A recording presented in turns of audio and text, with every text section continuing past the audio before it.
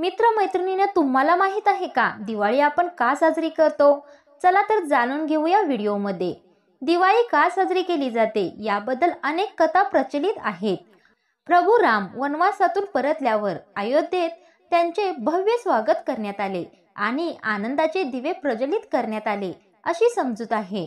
तेव्हापासून दिवाळी साजरी केली जाते। पण या व्यतिरिक्तही अशा अनेक कथा आहेत ज्या फार कमी लोकांना माहीत आहेत।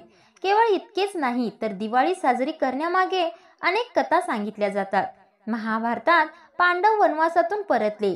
महाभारतातच श्रीकृष्णांनी नरकासुराचा वध केला आणि 16,000 गोपिकांची सुटका केली।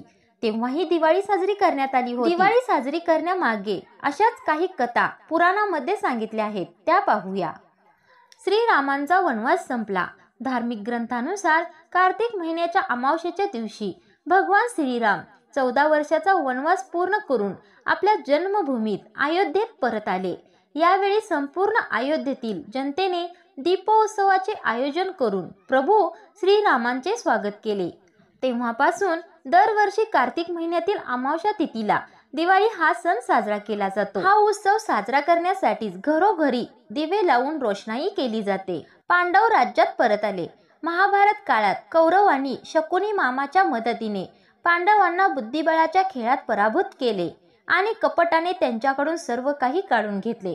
यानंतर पांडवांना राज्य सोडून 13 वर्षासाठी वनवासाला जावे लागले। कार्तिक अमावस्येला 5 पांडव 13 वर्षाचा वनवास संपवून आपल्या राज्यात परतले। त्यांच्या परतीचा आनंद साजरा करण्यासाठी राज्यातील जनतेने दिवे लावले। तेव्हापासून कार्तिक अमावस्येला दिवाळी सण साजरा केला जातो असे मानले जाते। राजा विक्रमादित्य यांचा राज्याभिषेक। राजा विक्रमादित्य हे प्राचीन भारताचे महान सम्राट होते। ते एक आदर्श राजा होते। ते त्यांच्या औदार्य आणि धैर्यासाठी ओळखले जातात। कार्तिक अमावस्येला त्यांचा राज्याभिषेक झाला असे म्हणतात। तेव्हापासून अशा या धर्मनिष्ठ राजाच्या स्मरणार्थ दिवाळी सण हा साजरा केला जातो। देवी लक्ष्मीने अवतार घेतला। पौराणिक मान्यतेनुसार कार्तिक महिन्याच्या अमावस्येच्या दिवशी सण साजरा केला जातो। असे म्हणतात की या दिवशी समुद्र मंथनाच्या वेळी देवी लक्ष्मीचा अवतार झाला होता। माता लक्ष्मी ही संपत्ती आणि समृद्धीची देवी मानली जाते। त्यामुळे प्रत्येक घरात दिवा लावण्यासोबतच आपण देवी लक्ष्मीचीही पूजा करतो। 6व्या शीख गुरूंचा स्वातंत्र्य दिन।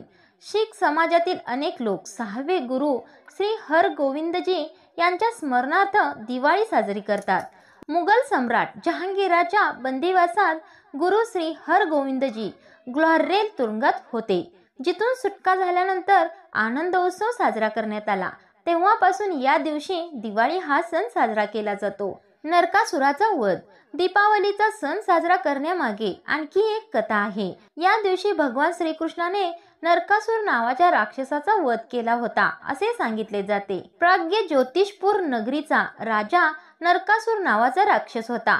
त्याने आपल्या सामर्थ्याने इंद्र, वरुण, अग्नी, वायू इत्यादी सर्व देवांना त्रास दिला। तो संतानांनाही त्रास देऊ लागला, महिलांवर अत्याचार करू लागला होता। म्हणून श्रीकृष्णाने नरकासुर या राक्षसाचा वध केला होता। तसेच साधू संतांच्या 16,000 महिलांनाही त्याने ताब्यात घेतले होते।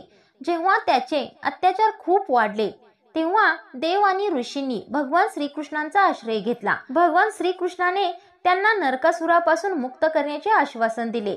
पण नरकासुराला एका स्त्रीच्या हातून मरण्याचा शाप मिळाला। म्हणून भगवान श्रीकृष्णाने आपली पत्नी सत्यभामाला आपला सारथी बनवले आणि तिच्या मदतीने नरकासुराचा वध केला। अशा रीतीने कार्तिक महिन्याच्या कृष्ण पक्षातील चतुर्दशीला श्रीकृष्णाने नरकासुराचा वध करून देव आणि संतांना त्याच्या दहशतीतून मुक्त केले।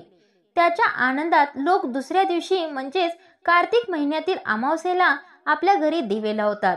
तेव्हापासून नरक चतुर्थी आणि दिवाळी हा सण साजरा केला जातो।